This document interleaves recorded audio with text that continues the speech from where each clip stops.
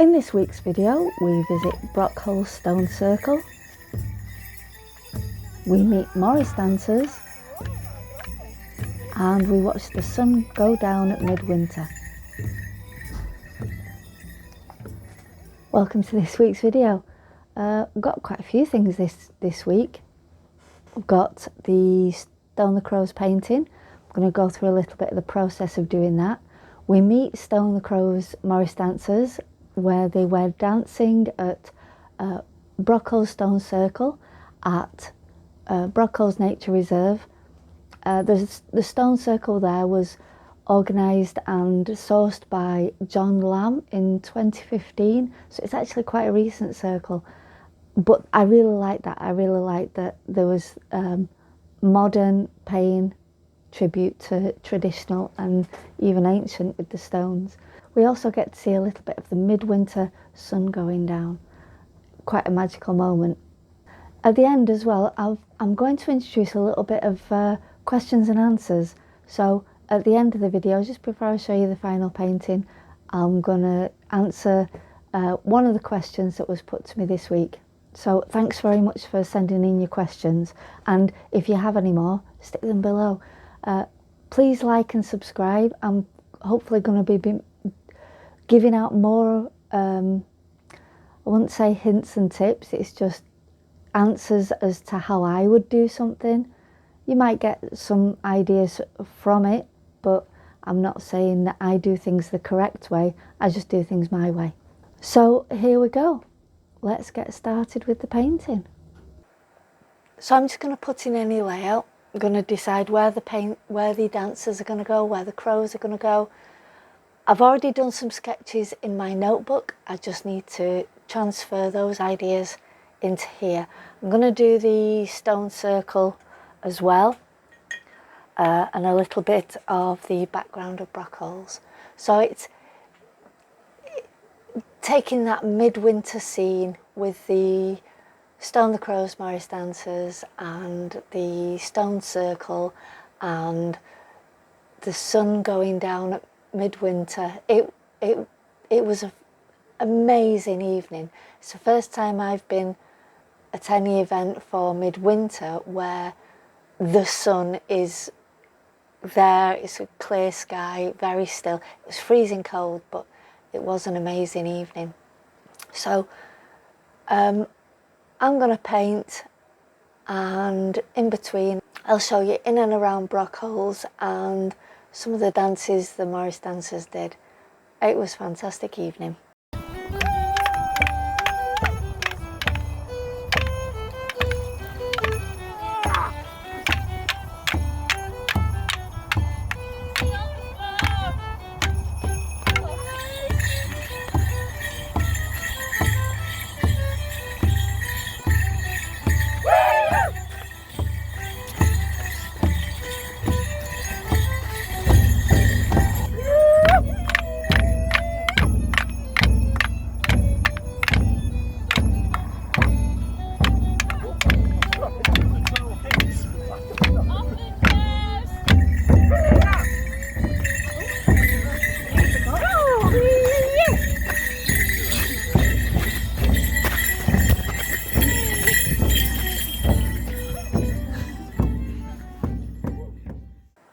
Right, so what I wanted to do was to get like a flow of the dance going that way, and then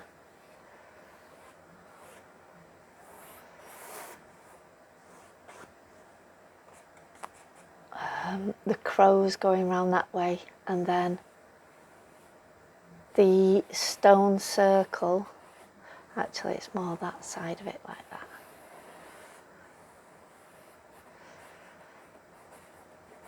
With the midwinter stone and the sun going down.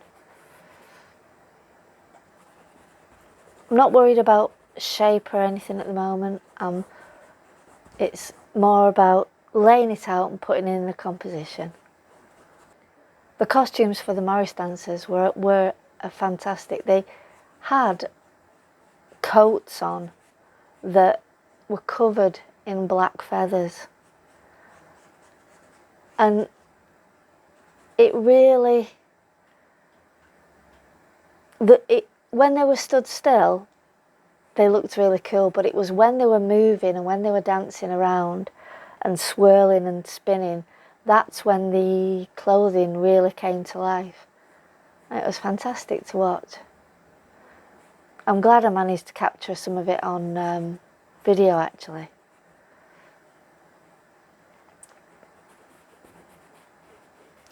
So even from my sketch, I'm changing it slightly to get that flow. So in my sketch in my book, the dancers are just going in, they're quite linear, and I want them to curve. So just altering that slightly so the painting reads better. This is all very technical. It's all very technical. It's not the technical side that really drives me to do the paintings though. It's trying to get message across and something in them. And it's that, for this one, it was the atmosphere of midwinter. And the ancientness of the stones that were actually quite new. The circle's quite new, but the stones are ancient. The celebration of the solstice is really ancient. Morris dancing is very much a big tradition in Britain, but they've given it a new twist. And it's that whole idea of tradition and modernism and newness being brought together. It's recognising tradition and nature. And it's that the stone, the crows turning into crows, and the stone circle being part of nature. And it's that whole respecting nature, respecting the passage of time, but also being able to move forward and acknowledge it. It was I think this year particular and last year, that whole passage of time thing has been quite important for me. So it was an opportunity I couldn't afford to miss, reflecting on it and doing the painting. So although I do enjoy the technical side of getting the light right and getting colours right and producing something that is pleasing to the eye, hopefully, I'm not saying I'm brilliant at it, I try my best. It's wanting to capture a moment in life, capture a thought process in life that I can look back on more than just watching a video, trying to capture that particular evening. So in years to come, I can look at it and remember it, but I'd also like to think I'm able to share that evening with other people who view the painting.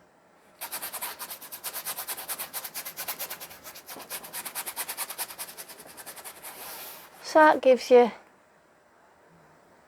an idea of where everything's going to go. And the tones of everything. And the composition. Right. As usual, I need to leave that to dry completely. So while I'm leaving that to dry completely, have a look round Brockholes. Here's some of the things that I saw before we met up for the sun going down.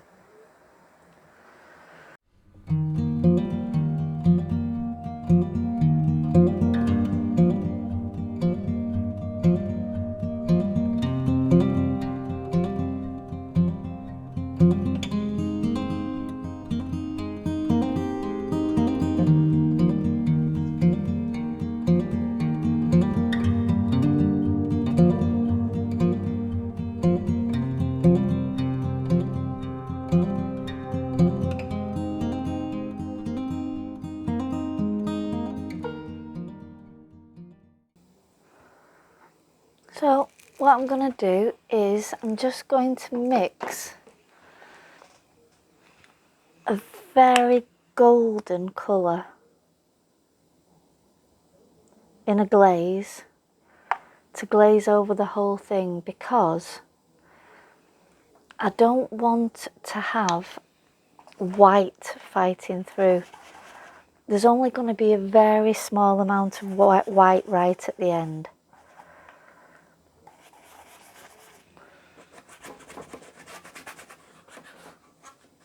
It's taking it to a completely different time of day.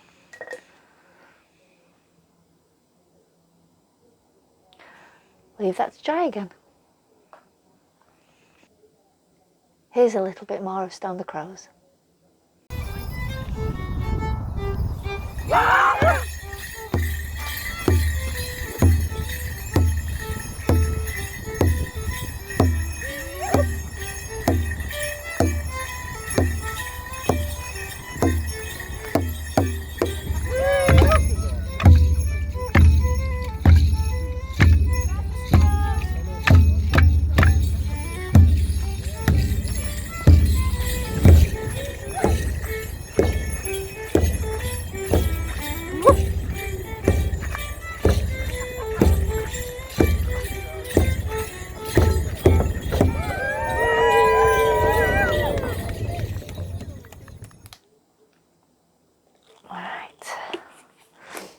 Little bit of red. I think, pretty sure, up to now I'm only going to be using 5 colours. For now, I haven't swapped completely, but I'm trying out burnt umber rather than raw umber. Bit of a practical reason. It's really difficult to get raw umber for some reason. It must be because most people are using it and it's running out. So I'm just trying burnt umber. Might go back to raw umber, but for a few paintings it will be burnt umber. So 5 colours: burnt umber, ultramarine, titanium white, cadmium yellow, crimson red. See what happens. If I need to add anything else, I will do. There is an advantage to using less colours, in that if you want to get a particular colour and you've mixed it, if you've only used 2 colours to mix it, it's easier to mix, or if you've used 3. But if you've used 6 colours to mix it, chances are you're not going to get it back. Right, again, leave to dry. There's going to be a lot of leaving to dry in this. To get the glow and the colours, because I'm using the opposites, the oranges and yellows with the blues and the purples. If you start trying to paint those together when they're not dry, you're going to get all sorts of muddiness. Lots of drying time required for this one. Lots of cups of tea. Right, have a look at some more Stone the Crows. Stone the Crows on your hat.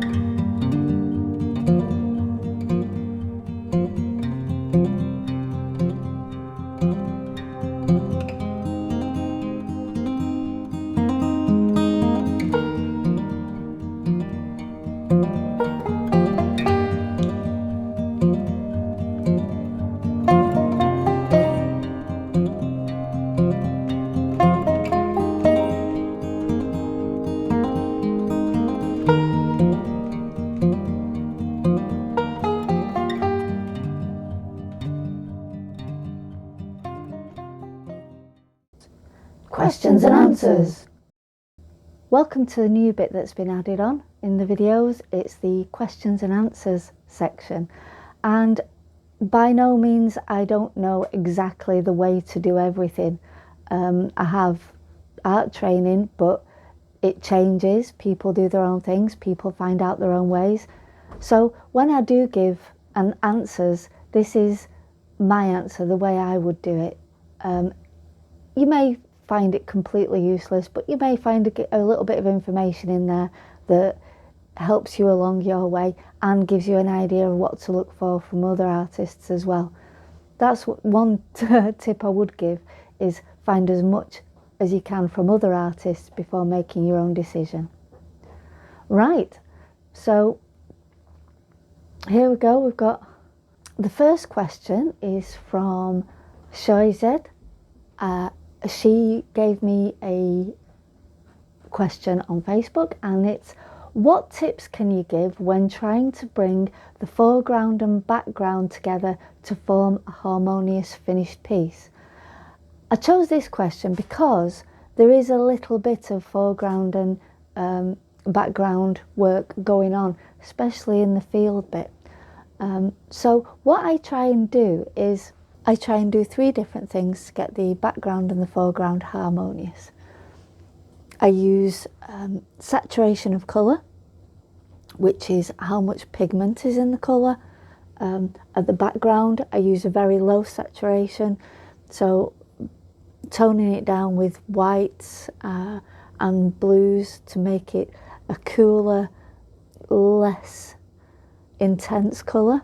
And then at the front, I use high saturation, bright colours, reds, yellows, in full colour, and in between it grades from one to the other. So making sure you're using the same colours in different saturations can make the foreground and the background more harmonious. The other thing is detail. Less detail in the background, more detail in the front. So although it is grass at the back, I can't see individual blades of grass. At the front, you can. The last thing is size. As is said in Father Ted, smaller, farther away, larger, closer to. So using saturation of colour, size and detail, I try and keep the same colours from the foreground to the background, but it actually gives that feeling of depth. The other thing you can do is make sure that the colours in the background are cooler and colours in the foreground are brighter. That is when you're going outside and you have depth in a landscape. When you're doing depth inside, you might want to get darker into the background, more intense, but that idea of saturation of colour, instead of making it lighter, you'll make it darker, but there will be a saturation to dark with the tone of dark rather than lighter. I hope that makes sense, but it gives you something to look at. But thanks very much for the question, Shorshed. Brilliant idea to try and incorporate depth into a painting. Landscapes, it's obvious, but even when you're doing still lifes or things from your imagination, making sure things stay in the background and stay in the foreground. It's tricky, it takes a bit of practice, but yeah, it's the colour, the size, and the tones, and the amount of detail in it. Less detail, less saturation, less tone in the background. Thank you very much for your question, and I'll leave you with the painting and see you all next week. Bye.